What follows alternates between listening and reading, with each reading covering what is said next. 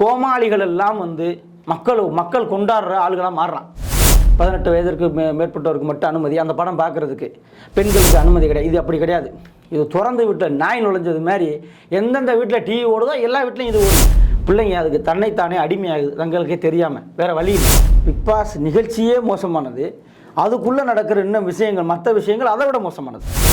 இப்போ பார்த்தீங்கன்னா மாதர் சங்கங்கள் பிக் பாஸை பற்றி பெருசாக பேசவே இல்லை, வாயே திறக்கல, எங்கேயுமே அதை பற்றி பேசலை. மாதர் சங்கங்கள் வந்து தென்காட்சியில் நடக்கிற அழகி போட்டிக்கு போயிருக்காரு. ஒரு சொல்லி பார்ப்போம். அது ஒரு ஓலை மாதிரி சரி பண்ணிக்கிறங்க உங்களை. அடையாள போராட்டம். ஆமாம், நீங்கள் சரி பண்ணலைன்னா சரி செய்யப்படும்.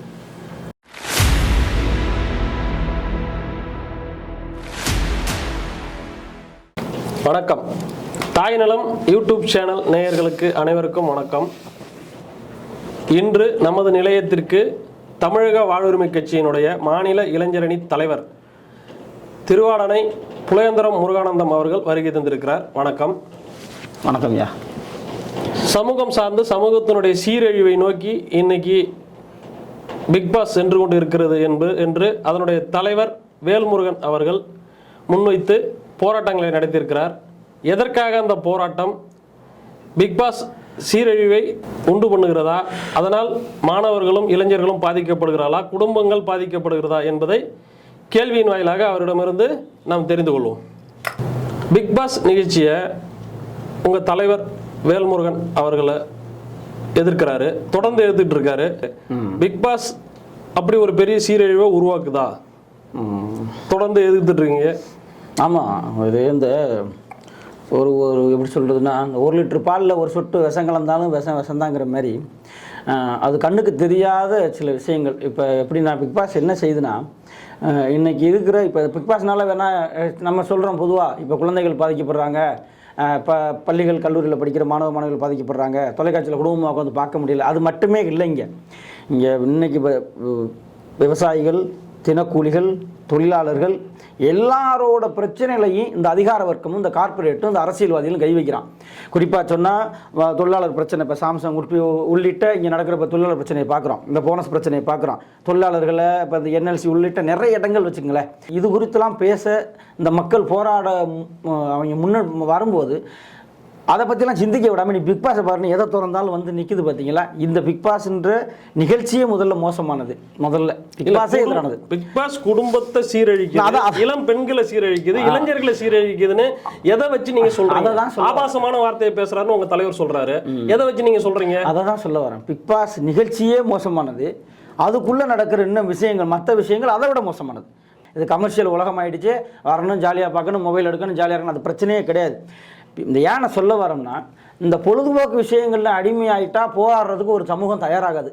அதுக்காக தான் பொழுதுபோக்கு விஷயங்களில் அதிகமாக நம்ம கவனம் செலுத்திடக்கூடாது அப்படின்றது தமிழ் சமூகத்தை நல்லெண்ண விரும்புகிற ஒரு தலைவனாக, அதுக்காக களத்தில் நிற்கிற, போராடுற, வழக்குகளை வாங்குகிற ஒரு கட்சியாக தமிழக வாழ்வும் கட்சியோட தலைவர் அண்ணனோட குரல். அதை தாண்டி இப்போ என்ன நடக்குன்னா, பிக் பாஸ் இப்போ சொல்கிறீங்களா, இந்த கலாச்சார சீரழிவு இதெல்லாம் என்னன்னு கேட்டிங்கன்னா, அது முழுக்க இந்த இப்போ நம்ம பார்க்குறோம். இப்போ மற்ற இதுலாம் பாருங்கள், இப்போ இந்த திரைப்படங்கள்லாம் இருக்குது. ஒரு கவர்ச்சியான திரைப்படம்னா 18+, 18+ போடுவான். இப்போ நம்ம பார்த்துருப்போம், அதுக்கான தனி திரையரங்குகளே இருக்குது நிறைய. 18 வயதிற்கு மேற்பட்டவருக்கு மட்டும் அனுமதி, அந்த படம் பார்க்குறதுக்கு. பெண்களுக்கு அனுமதி கிடையாது. இது அப்படி கிடையாது. இது திறந்து விட்ட நாய் நுழைஞ்சது மாதிரி எந்தெந்த வீட்டில் டிவி ஓடுதோ எல்லா வீட்லையும் இது ஓடுது. இல்லை, செல்போன்லேயே பார்த்துக்கிறாங்க. அதான் பிரச்சனை. யாரை கேட்டு அப்போ நீ ஒரு விஷயத்தை எங்கள்கிட்ட திணிக்கிற?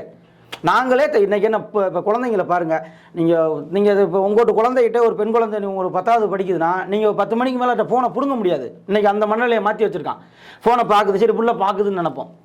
அப்போ அது என்ன ஆகுதுன்னா, அங்கே இருக்கிற இப்போ அது ஒவ்வொருத்தருக்கும் ஒரு கனவு இருக்குது. பெற்றவங்களுக்கு ஒரு கனவு இருக்கும். டாக்டருக்கு படிக்க வைக்கணும், வக்கீலுக்கு படிக்க வைக்கணும், ஒரு ஆட்சியாளர்களை உருவாக்கணும், ஒரு மாவட்ட ஆட்சியர் ஆகணும், வேறு தேசங்களுக்கு அனுப்பணும், பெரிய அதிகாரிகளை உருவாக்கணும்.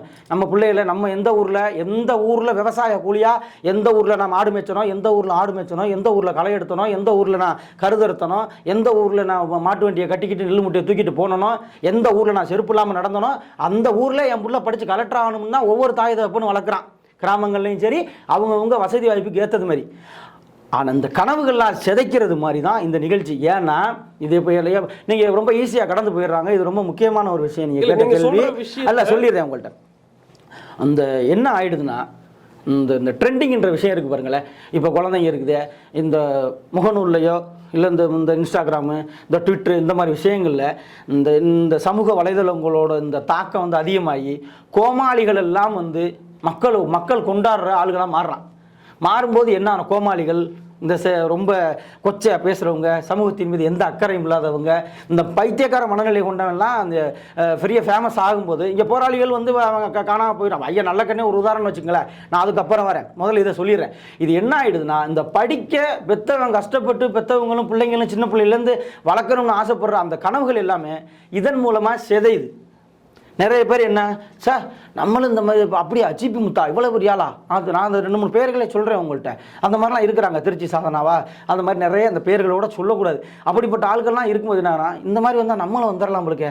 அடேங்கப்பா, இப்போ நான் ஒரு வீடியோ போடுறேன், நான் ஒரு புதுசாக ஒரு வீடியோ போடுறேன், 100 பேர் பார்த்தா சந்தோஷப்படுவேன், 1000 பேர் பார்த்தா சந்தோஷப்படுவேன், 1 லட்சம் பேர் பார்த்தா எனக்கு காசு வந்துடும், 2 லட்சம் பேர் 10 லட்சம் பேர் 1 கோடி பேர்னு பார்க்க காசு வரும். விளம்பரம் ஆகும்போது என்ன செய்யறான் பிள்ளைங்க, அதுக்கு தன்னைத்தானே அடிமையாகுது, தங்களுக்கே தெரியாம, வேற வழி இல்லை. இப்போ உங்க கட்சியினுடைய தலைவர் வந்து கொச்சையான வார்த்தைகள், முகம் சுளிக்கக்கூடிய காட்சிகள், அருவருக்கத்தக்க காட்சிகள் திட்டமிட்டு அதுல ஒளிபரப்பப்படுதுன்னு சொல்றாரு. ஆமா, அதான் கண்ணுக்கு முன்னாடி சாட்சி. அதாவது எப்படி சொல்றதுன்னா, இங்க அந்த பூணூல் போட்ட பாப்பானுக்கு சாட்சி தேவையில்லைன்ற மாதிரி எல்லாருக்குமே தெரிஞ்ச விஷயமா தானே இருக்கு. இது ஈஸியா ரொம்ப கொச்சையா அந்த உடைகளை பாருங்க. நீங்க உடையெல்லாம் இங்க பிரச்சனை கிடையாதுங்க. இங்க ரொம்ப இந்த கலாச்சார காவலர்கள் இந்த வந்துட்டாங்க, தமிழர்னு வந்துட்டாங்க, இந்த இவங்க தான் வந்து மாற்ற போறாங்க, இவங்க தான் திருத்த போறாங்கன்னு இங்க இருக்க சில பெரிய அறிவுஜீவிகள் பேசுவாங்க.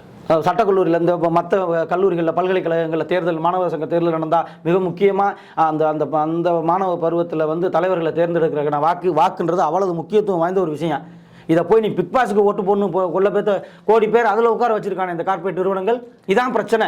ஓட்டுக்கு இருந்த மரியாதையே போயிடுங்க. இப்ப கலாச்சாரத்தை நாங்க தான் கட்டி காக்கிறோம், நாங்க வந்து இந்து மக்களுக்கு இந்து ராஷ்டிரம் அமைக்கிறோம், ஒரே நாடு ஒரே இந்தியா அப்படின்னு சொல்ற கலாச்சாரத்தை கட்டி காக்கிறோன்னு சொல்ற பிஜேபியோ ஆர்எஸ்எஸோ இந்த பிக் பாஸை எதிர்க்க மாட்டாங்க. இங்க உள்ள ஆட்சியில் இருக்கவனும் அதிகாரத்தில் இருக்கவனும் ஒருபோதும் மக்களை சிந்திக்க விட மாட்டான். இப்போ டாஸ்மாக் குறித்து டெய்லி 10 பேர் போய் கொடியை பிடிச்சிட்டு அந்த அரசாங்கம் விரும்புமா?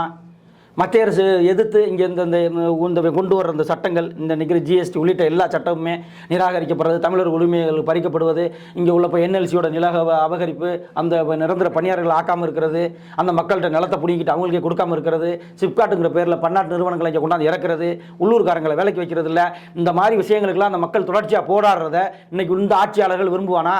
விரும்ப மாட்டான். அப்போ இந்த மாதிரி விஷயங்களை நீ வாரியா நல்லா அந்த பக்கம் சரக்கு அடிக்கிறியா சரக்கடி, டிவியை பார்க்குறியா டிவியை பாரு, பிக் பாஸை பார்க்குறியா பிக் பாஸ் பாரு, ஜாலியாரு. இந்த அரசாங்கத்தை அதிகார வர்க்கத்தை கேள்வி வைக்காத, தாசில்தாரா கேள்வி வைக்காத, ஆஸ்பத்திரியில் கேள்வி வைக்காத, அரசு மருத்துவமனையில் கேள்வி வைக்காத, இங்கே நடக்கிற தனியார் மருத்துவமனையில் கேள்வி 10 லட்ச ரூபா பின்னாலும் 10 லட்ச ரூபா கட்டிட்டு போ. ஏன்னா நம்ம மருத்துவமனைக்கு பயந்துக்கிட்டு ஒரு வழி இல்லை, சிகிச்சை சரியாக பார்க்க மாட்டான் அப்படின்னு சொல்லி கட்ட வேண்டிய தேவை இருக்கு. பள்ளிக்கூடத்தில் பிள்ளைகளுக்கு ஃபீஸ் கட்ட வேண்டியது என்ன செய்ய வேண்டியிருக்கு? அவன் 5 லட்சம் நாள் கட்ட வேணா, பிள்ளைகளுக்கு பயந்துக்கிட்டு ஆத்தாடி பிள்ளைய படிப்பு போயிருமேன்னு சொல்லி கட்ட வேண்டியிருக்கு.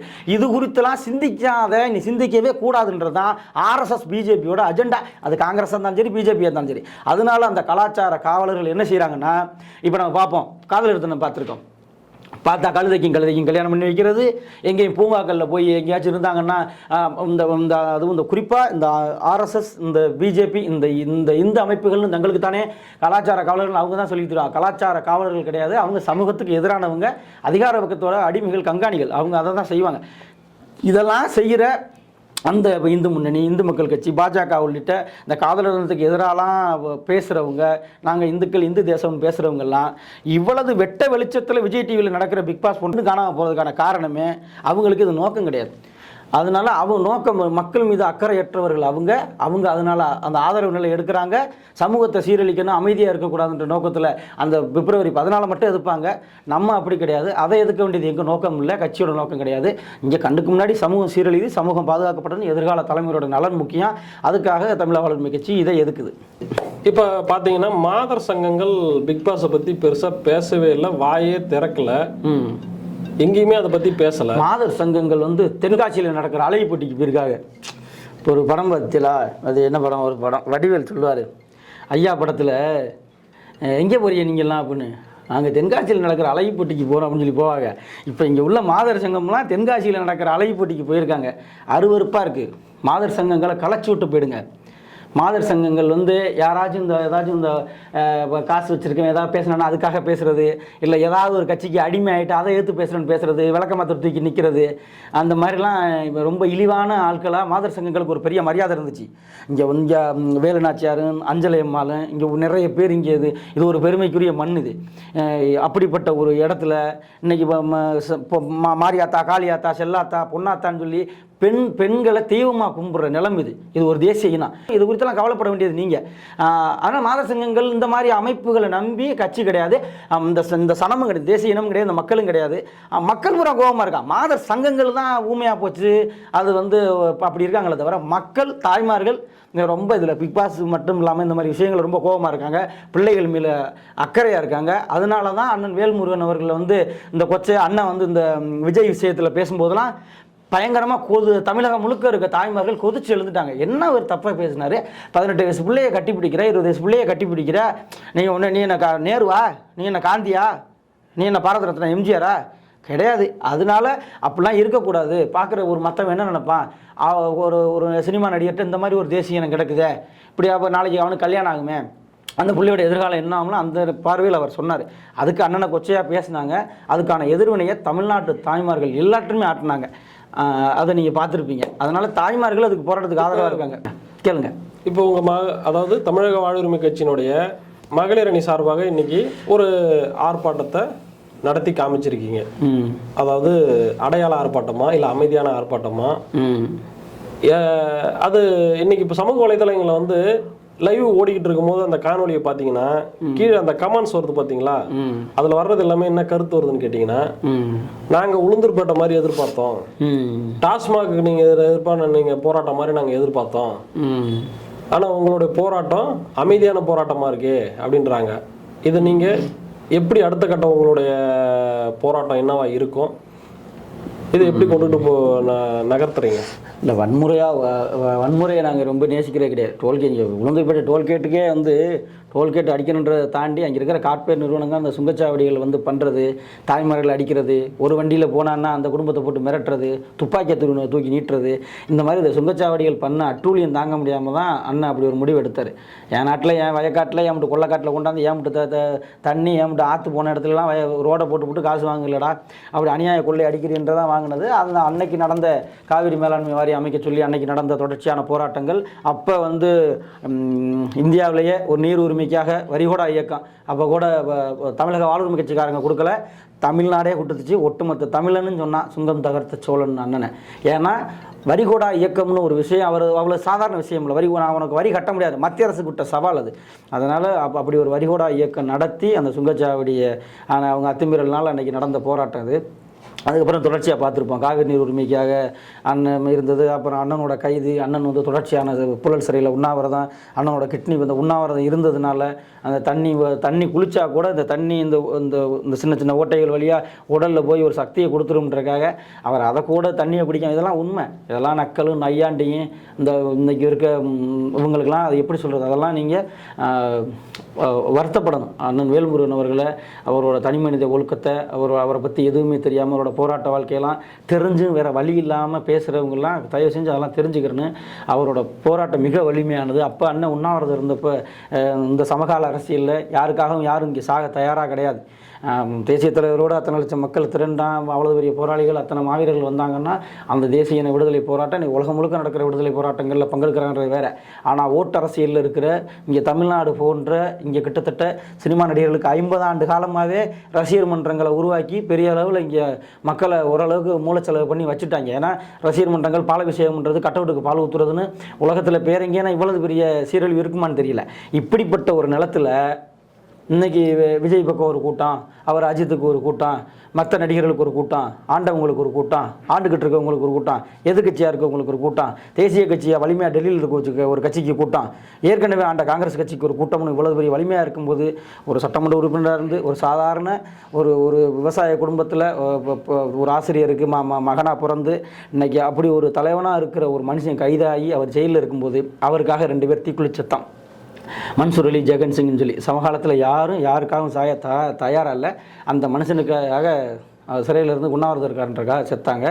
அப்போ செத்ததை கண்டித்து நடந்த போராட்டங்கள் உங்களுக்கு தெரியும். அப்போ இந்த மதுபான எதிர்ப்பு போராட்டம், அந்த லாரி எரிப்பு போராட்டம் அதுக்கப்புறம் நடந்துச்சு. அதெல்லாம் இப்போ நம்ம தமிழக வாழ்வுக்கு கட்சி நிர்வாகிகள் தொண்டர்கள்லாம் அதுக்காக வழக்கு வாங்கி குண்டாஸில் சிறையில் இருந்தாங்க, தலைமுறை வாழ்க்கையெல்லாம் வாழ்ந்தாங்கன்றலாம் வேறு விஷயம். ஏன்னா அதை சொல்ல வரேன்னா அப்படி ஒரு சூழலை மக்கள் எதிர்பார்க்குறாங்க. அண்ணனாலே அதிரடியான போராட்டம், அண்ணன் வேல்முருகனால அதிரடியான போராட்டம் அவர் அப்படின்றது அவங்க எதிர்பார்ப்பு தவறானது கிடையாது. அதனால் வரட்டும். ஏன்னா இங்கே ரஜினி வந்து சும்மா அது சினிமா ஒரு உதாரணத்துக்காக சொல்கிறேன்.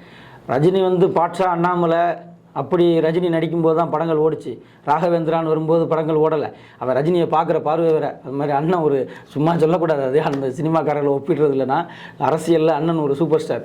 அதனால் அவர் இதை தான் செய்வார்னு அந்த மக்களுக்கு ஒரு விருப்பம் இருக்குது.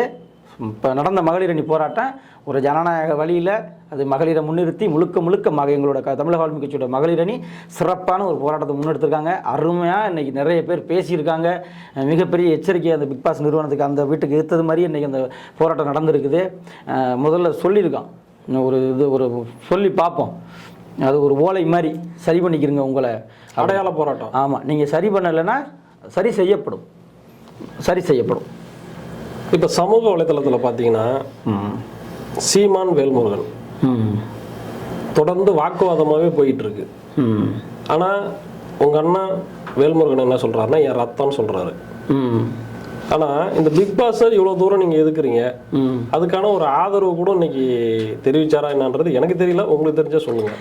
அண்ணன் சீமானா, அண்ணன் வந்து அவர் தெரிப்பார். அவர் பொதுவாக அண்ணன் சினிமாவில் இருந்ததுனால அவரும் அக்கறையுள்ள மனுஷன்தான். தமிழ் சமூகத்தின் மீது ஒரு அக்கறை இருக்க நபர் தான். அவர் பேசணும் இது குறித்தெல்லாம் அவர் பேசாமல் அவர் இந்த சினிமாவில் இருந்ததுனால இன்றைக்கி இருக்கிற அந்த அந்த அந்த துறையோட நெருக்கம் கொண்ட மனிதராக இருக்கிறதுனால ஒரு இயக்குனராகவும் இருந்ததுனால இன்னைக்கு இருக்கிற கலை உலகத்தில் இருக்கிறவங்களோட நெருக்கிய நட்பு பாராட்டுறதுனால அண்ணன் சீமான் அவர்கள் அதுக்கு பிக் பாஸுக்கு பேசாமல் இருக்கலாம். பேசுவார்னு நம்புகிறோம், பேசணும். ஏன்னா தன்னோட நான் வளர்க்குற நாய்க்கு பிரபாகரன் பேர் வச்சான் மம்முட்டி பையன் துல்கர் சல்மான். அவன் இன்னைக்கு மாப்பிள்ளைன்னு தான் சொல்லிட்டு இருக்கார் சீமான். இதெல்லாம் நிறைய பேருக்கு தெரியறதில்ல. நம்மளும் கழுதை இதை போய் பேசிக்கிட்டே இருக்கிறதா, சீமானை பேச நம்ம வந்தோம் அரசியலுக்கு. அண்ணனே கடுமையாக சத்தம் போடுவார் சீமானை பேசினால. சும்மா இருக்க மாட்டேன், எதுக்கு நீ பேசுகிறேன்னு பர்சனலாகவே அண்ணன் வந்து திட்டுவார். அதனால் அண்ணன் சீமான் அவர்கள் நேற்று கூட பிறந்த நாள், அதனால் அவருக்கு ஒரு வாழ்த்தை சொல்லிக்கிடுவான். அண்ணன் பேசணும். சினிமாவில் இருக்கிறன்றக்கா எல்லாத்தையும் கடந்து போகிறது. இப்போ முல்லை பெரியாருக்கு எதிராக ஒரு படம் வந்துச்சு, மலையாள படம். இந்த தமிழ் அன்னைக்கு அண்ணன் வந்து அன்றைக்கி எங்களை அனுப்பிவிட்டு அன்றைக்கி திரையரங்கத்தில் போய் ஒரு கோரிக்கையை வச்சோம். பார்த்தா நாங்கள் திரையரங்கத்தில் திரளாக போய் கோரிக்கை மனுவை கொடுக்குறோம். சட்டமன்றத்திலேயே அண்ணனோட கோரிக்கைக்கு செவிசாச்சு முதலமைச்சரை அறிவிச்சிட்டாரு. அந்த படம் ஓடலை தமிழ்நாட்டில். அந்த இப்போ வந்த படம் மோகன்லால் நடித்த படம். அது மாதிரி மோகன்லால் உள்ளிட்டவரெலாம் அவரோட நெருங்கிய நட்பு பாராட்டினவங்களாக இருக்காங்க. இன்றைக்கி இப்போ புலிகள் இயக்கத்துக்கு எதிராக அந்த சித்தாந்தத்துக்கு எதிராலாம் இங்கே நிறைய படங்கள் வருது. அது குறித்தெல்லாம் அவருக்கு ஒன்றும் தெரியாமல் இல்லை. ஒரு படம் பூஜை போடும்போதே தெரியும் இது இயக்கத்துக்கு எதிராக வருதா, இது ஆதரவாக வரப்போகிறதுல நமக்கு அது ஒரு விஷயம். ஆதரவாக சில படங்கள் எடுத்தால் கூட அது வர்றதுக்கான வாய்ப்பும் கிடையாது. 10 வருஷமாக எடுத்து தேன்கூடு மாதிரி படைப்புகள்லாம் வர முடியாமல் கிடக்கிறத நம்ம பார்க்குறோம். அதனால் அண்ணன் சீமான் அவர்கள் அது குறித்துலாம் பேசணும். அதுக்காக யாரும் பேசணும்லாம் எதிர்பார்த்துக்கிட்டு தமிழக வாழ்வு கட்சி இருக்காது. நாங்கள் எப்போவுமே எங்களோட வேலையை கட்சி தலைமையும் செய்யும், அண்ணன் செஞ்சுக்கிட்டு இருப்பார். அண்ணன் அனுமதி கொடுத்தா நாங்களும் செய்வோம். தமிழ் சமூகத்துக்காக பார்த்தீங்கன்னா இன்னைக்கு வந்து கன்னியாகுமரியிலிருந்து இங்கே கும்மிடிப்பூண்டி வரைக்கும் நடக்கக்கூடிய அத்தனை பிரச்சனைக்கும் குரல் கொடுத்துக்கிட்டு இருக்காரு தமிழக வாழ்வுரிமை கட்சியினுடைய தலைவர் அண்ணன் வேல்முருகன். ஆனால் அவர் இன்னும் அந்த சாதிய வட்டத்துக்குள்ளேயும் அந்த வட தமிழ்நாட்டு கட்சி அப்படின்னு ஒரு வட்டத்துக்குள்ளேயும் வைக்கிறாங்க. அதை எப்படி பார்க்குறீங்க நீங்கள்? அது ஒரு நல்ல கேள்வி. இதை நான் சொல்லி பேசுவேன். பொதுவாகவே எப்படின்னா இது ஒரு பெரிய தீண்டாமை தமிழ் சமூகமே. அது வேறு வழி இல்லை. இங்கே வந்து நீ எந்த எல்லா ஆயுதத்தையுமே எடுத்து வெட்டுற, எல்லாமே மொனமொழிக்கு போயிருக்கு, எல்லாம் துருப்பிடிச்சி போயினா உனக்கு இன்னும் ஒரு இயற்கையே ஒரு ஆயுதத்தை கொடுக்கும். அப்படி ஒரு ஆயுதம் தான் அது. எல்லா தமிழ் சமூகமும் தூக்கி பிடிக்கிற காலம் வந்துருச்சு. அது கொண்டாட ஆரம்பிச்சிட்டாங்க, வந்துடுவாங்க. இப்போலாம் தமிழகம் முழுக்க அமைப்பு திரளாக ரெடி ஆகிடுச்சு. ஒவ்வொரு கட்சி, இந்த கட்சியில் எனக்கு தெரிஞ்சு அனைத்து சாதி இருக்கிற ஒரு மாவட்ட செயலாளர், எல்லா சாதியிலையும் ஒரு கட்சிக்கு மாவட்ட செயலாளர்கள், ஒன்றிய செயலாளர் இருக்கிறான்னா தமிழக வாழ்வு கட்சிக்கு தான் இருப்பாங்க. அதனால அண்ணன் வட மாவட்ட கட்சின்றதெல்லாம் ஒரு முதல்ல வேணால் சொல்லியிருக்கலாம். அதெல்லாம் கொஞ்சம் கொஞ்சமாக மறைஞ்சு அது அண்ணன் வந்து தமிழ் சமூகத்தோட பொது தலைவனாக அவர் இந்த ரெடி ஆகிட்டார். அந்த கட்சியும் தயாராகிடுச்சு. ஆனால் நீங்கள் சொல்கிறது மாதிரி அது இருக்குது. அது எங்கே இருக்குன்னா வட மாவட்டத்தில் இருக்குது. இந்த வட மாவட்டத்தில் வட மாவட்டம் தென் மாவட்டம்னு பிரித்து பேசுகிற ஐடியா கிடையாது. இருந்தாலும் சொல்கிறேன், இப்படி ஒரு தலைவன் பின்னாடி தமிழ்நாடே அணிதிரளுது. எல்லாம் திரளுது. உலகத்தில் இருக்க தமிழ் சமூகத்தோட அறிஞர்கள், பறந்து விரிந்து வாழ்கிற ஆசிரியர்கள், தொழிலதிபர்கள், வெளியிலேருந்து பார்க்குறவங்க எல்லாருமே அண்ணனை பெரியளவு நேசிக்கிறாங்க, கொண்டாடுறாங்க. எங்களுக்கு ஒரு நம்பிக்கையாக இருக்குன்றாங்க. இன்றைக்கி நடந்த நிகழ்ச்சியில் கூட, இன்றைக்கி நடந்த கூட்டத்தில் கூட ஐயா புலவர் கலிய பெருமாள் அவர்களோட பேத்தி அவர்கள் ஊர்மிளா வல்லுவன் கூட ஒரு வார்த்தை சொல்லுவாங்க, எனக்கு பெரிய நம்பிக்கை அளிக்குது. அவங்க அண்ணனை பொதுவாகவே சொல்லுவாங்க. ஏன்னா ஒரு சரியான தலைவன் பின்னாடி ஒரு மக்கள் திரளும் போது அது ஒரு பெரிய நமக்கு ஒரு நம்பிக்கையை கொடுக்கும். நமக்கு ஒரு நம்ம அப்போ அவங்க என்ன நினைப்பாங்க பர்சனலாக, ஐயா யார் புலவர் கலிய பெருமாள், அத்தனை ஆண்டு கால சிறை வாழ்க்கை, அவ்வளோதான், அந்த பெரிய தண்டனை, அந்த தண்டனையிலேருந்து தப்பிச்சு வந்தது, அந்த நோக்கத்துக்காக கடைசி வரைக்கும் உறுதியாக இருந்தது, அந்த குடும்பமே அதுக்காக பால்பட்டது, அந்த சொத்துக்கள்லேருந்து அனைத்தும் பறிபோனது. அப்போ இவ்வளவு இழப்புகளை நம்ம குடும்பத்துக்கு ஏற்பட்டுச்சே, என்னடா இவங்களுக்காகவா இவ்வளவு உழைச்சாங்க, இந்த சமூகத்துக்காக இவ்வளவு பாடுபட்டாங்கன்னு சொல்லி அந்த கலிய பெருமாள் பேத்தி அந்த ஐயாவோட பேத்திக்கு தோணும்ல. அப்போ அவங்க என்ன இன்றைக்கி சொல்கிறாங்க, அவங்க அப்போ அண்ணனை பார்க்கும்போது எனக்கு ஒரு நம்பிக்கை வருது, அவர் பின்னாடி மக்கள் திரளும் போது எனக்கு நம்பிக்கை வருது அப்படின்றாங்க. இந்த நம்பிக்கை எல்லாருக்கும் வரணும், வந்துடும். அது பொதுவாக நான் அண்ணன் பிறந்த அந்த அனைத்து இப்போ கொண்டாட ஆரம்பிச்சிருக்கிற இந்த மற்ற பகுதிகளிலையுமே மக்கள் பெருசாக வரணுன்றதான் எங்கள் ஆசை. இப்போ உங்களுடைய தலைவர் இந்த Bigg Boss, road show, happy sheet இதெல்லாம் எதிர்க்கிறதால இன்னைக்கு இருக்கிற இளைஞர்கள், அதாவது 2K கிட்ஸ் அப்படின்னு சொல்லுவாங்க இல்லையா, அவங்கெல்லாம் பூமர்னு பட்டம் கொடுக்குறாங்க. இதெல்லாம் எப்படி பார்க்குறீங்க நீங்கள்? என்ன செய்யறதுன்னா, இப்போ பாருங்கள், இந்த இப்போ மது உயிருக்கு உடலுக்கு கேடு அப்படின்னு பாட்டில் எழுதி போடுறாங்கல்ல, அதுமாரி இது கேடு, இதை செய்யாதுன்னு சொல்ல வேண்டிய தேவை இருக்குது. அது அரசாங்கங்கள் செய்து அதை விற்கின்றது வேறு விஷயம், அதுக்குள்ளே நான் போகிறோம்ல. நான் அதுக்கு ஒரு சின்ன உதாரணம் சொல்கிறேன். சின்ன குழந்தைங்க அது இப்போ மண்ணெல்லி திங்கும். பிறந்த எல்லா குழந்தையும் நீங்கள் தெருவில் விட்டிங்கன்னா மண்ணெல்லி திங்கும். அதுக்கு மண்ணான்னு தெரியாது, அது சர்க்கரையான்னு தெரியாது, அது வெள்ளைக்கட்டியான்னு தெரியாது. ஆனால் அந்த மண்ணெல்லி திங்கும். பெற்றவங்க என்ன செய்வாங்க, புள்ளை மேலே அக்கறை இருக்கவங்க கையை தட்டி இது மண் திங்காதேம்பாங்க.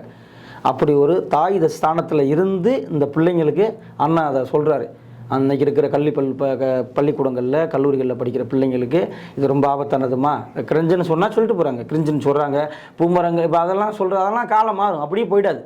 அவங்களுக்காக தானே பேசுகிறார். இப்போ நமக்கு அப்போ என்ன சொல்லுவோம், அந்த மாதிரியே இருந்தாலும் இப்போ உங்களுக்காக தான் பேசுகிறாருன்னு அதில் 4-10 பிள்ளைங்க இருக்க இடத்துல இங்கே இப்போ 4 பிள்ளைங்க நல்ல பல இடத்துல பல மாதிரி உருவானாலும் நல்ல பிள்ளைகளும் நல்ல கல்வியாளர்களும் விளையாட்டு வீரர்களும் உருவாகி வர்ற இந்த இடத்துல தொடர்ச்சியாக அந்த மக்களுக்காக நிற்கிற தலைவனை நமக்காக யார் நிற்கிறாங்களோ அப்படின்ற அந்த பகுத்தறிவு இன்றைக்கி இருக்கிற சமூக வலைதளங்கள் ஆதிக்கத்தை ஒரு பக்கம் நல்ல விஷயத்தை தப்பான விஷயங்களை கொண்டு போய் சேர்த்தாலும் நல்ல விஷயங்களையும் கொண்டு போய் சேர்க்குது. அந்த பிள்ளைகள் இன்னைக்கு பள்ளிக்கூடத்தில் படிக்கிற பிள்ளைங்கள் ஒரு அறியாமையாக பேசினா கூட நாளைக்கு கல்லூரிக்கு போகும்போது அந்த புரிதல் வந்துடும். அண்ணனை மாணவர்களும் இளைஞர்களும் தமிழ் சமூகங்களும் பெரிய அளவில் கொண்டாடுவாங்க. சரி, இறுதியாக ஒரு கேள்வி, முன்னாடியே கேட்டது தான். பிக் பாஸ் இப்போ நீங்கள் அடையாள போராட்டம் நடத்திட்டீங்க, ட்ரெண்டிங் பண்ணிட்டீங்க, சட்டப்பேரவையிலையும் கோரிக்கை வைக்கிறீங்க, அதுக்கு உங்களுக்கு வாய்ப்பு மறுக்கப்படுது, இது தொடர்ந்துகிட்டு இருக்கு, பிக் பாஸை நிறுத்தவே இல்லை அப்படின்னா அது உங்களுடைய பதில் எப்படி இருக்கும், இல்லை பதிலடி எப்படி இருக்கும்? பதிலடி சிறப்பாக இருக்கும். அது பார்ப்போம். அது நிச்சயமாக சொல்லுக்கு முன் செயல் தான். நிச்சயமாக பிக் பாஸ் நிறுவனம், மரியாதைக்குரிய அண்ணன் விஜய் சேதுபதி, இங்கே இருக்கிற இது குறித்தான இந்த மக்கள்கிட்ட இந்த மாதிரி கலை இந்த மாதிரி விஷயங்கள்லாம் போய் சேர்க்குற இந்த நிர்வாகங்கள்லாம் தலையிட்டு அதிக அரசும் தலையிடணும், அவங்கள கூப்பிட்டு தலையில் கொட்டணும். இல்லைன்னா தமிழக ஆளுநர் நிகழ்ச்சி பிக் பாஸ் தலையில் கொட்டும். அது நிச்சயமாக நடக்கும். நன்றி. மகிழ்ச்சி.